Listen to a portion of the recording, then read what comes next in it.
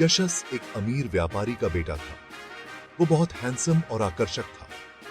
यशस के पास सब कुछ था, दौलत, सुख और ऐशो आराम। उसके पास कई महल थे। यशस स्टाइलिश कपड़े पहनता था। उसे टेस्टी खाना बहुत पसंद था। नौकर चाकर उसकी सेवा में लगे रहते थे। यशस दिन भर मौज मस्ती में डूबा रहता था। वो अपने दोस्तों के साथ घूमता, नाचता, गाता और शराब पीता। उसकी जिंदगी में कोई कमी नहीं थी, लेकिन फिर भी यशस के मन में एक अजीब सी बेचैनी थी। यशस को अपने जिंदगी से खुशी नहीं मिल रही थी। उसे ऐसा लगता था जैसे वो किसी फंदे में फंस गया है। उसे सुख सुविधाओं से ऊब हो चुकी थी। उसे समझ नहीं आ रहा था कि आखिर वो चाहता क्या है। एक रात यशस अपने महल में सो रहा था। अचानक उसकी नींद खुल गई। उसने देखा कि उसके आसपास सब कुछ शांत है। नौकर चाकर सो रहे थे। डांस करने वाली लड़कियां भी थक कर सो गई थीं। यशस उठकर अपने महल की छत पर चला गया। उसने देखा कि बाहर अंधेरा है। आसमान में तारे चमक रहे थे। उस समय यशस को अपने जिंदगी की सच्चाई का एहसास हुआ। उसे समझ आया कि यह सब कुछ हमेशा के लिए नहीं है। सुख, दुख, जन्म, मृत्यु, ये सब जिंदगी का हिस्सा हैं। यशस ने फैसला किया कि वो अपने जीवन का सच जानने के लिए निकलेगा। वो अपने महल से चुपके से बाहर निकल गया। उसने अपने कीमती कपड़े और जेवर उतार दिए। यशस कई दिनों तक भटकता रहा। थक कर वह बैठ गया और बैठते ही उसने अपने आप से ऊंची आवाज में कहा, मैं कहां हूं? रास्ता क्या है? तभी उसे पता चला कि पास ही में भगवान बुद्ध बैठे हैं। यशस बुद्ध के पास पहुंचा और उनके पैर छूकर प्रणाम किया। बुद्ध ने यशस को प्यार से देखा। उन्होंने यशस से उसके जिंदगी के बारे में पूछा।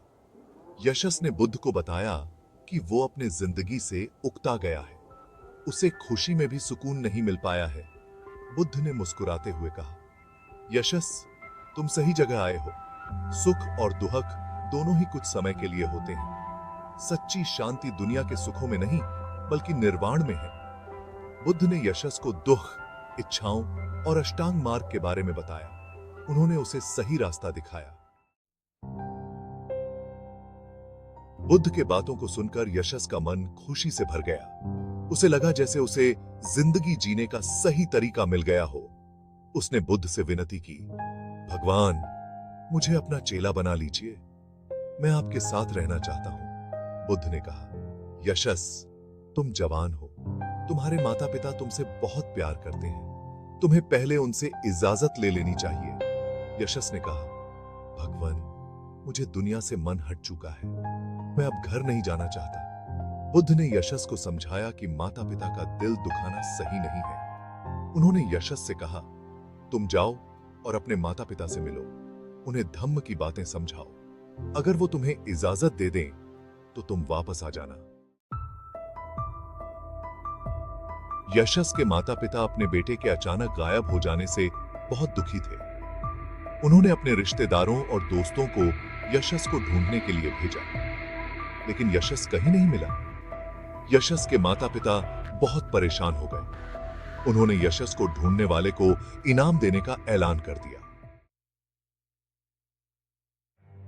यशस के पिता यशस को ढूंढते ढूंढते उस जंगल में पहुंच गए जहां यशस बुद्ध के साथ था।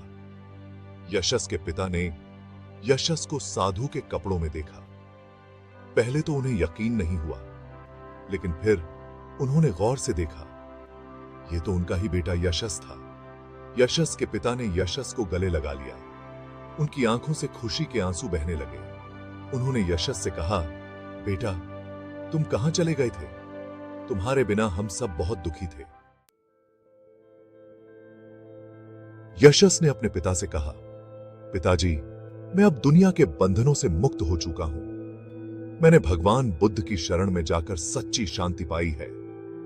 यशस के पिता ने कहा, बेटा, तुम जो चाहो करो, लेकिन कम से कम एक बार घर तो चलो। तुम्हारी मां तुम्हें देखने के लिए तरस रही है। यशस अपने पिता के साथ बुद्ध के पास गया। उसने बुद्ध से कहा, भगवान, ये मेरे पिताजी हैं, ये मुझे घर वापस बुला रहे हैं। बुद्ध ने यशस के पिता से कहा, चिंता मत करो, आपका बेटा अब मेरे पास सुरक्षित है।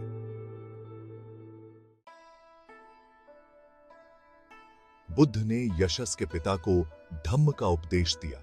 उन्होंने कहा, इस दुनिया में सुख हमेशा के लिए नहीं रहता, सच्ची शांति निर्वाण में है। बुद्ध के बातों को सुनकर यशस के पिता का मन बदल गया। उन्होंने भी बुद्ध की शरण में जाने का फैसला किया।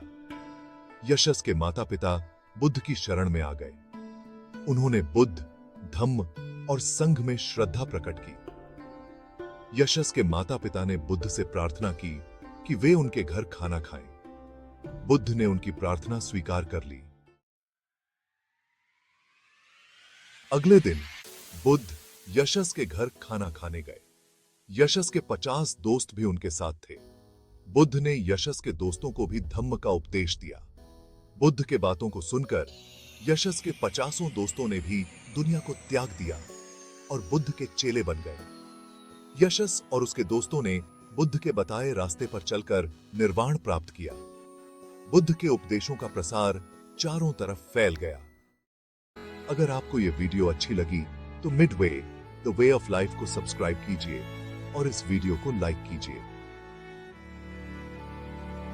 देखने के लिए शुक्रिया।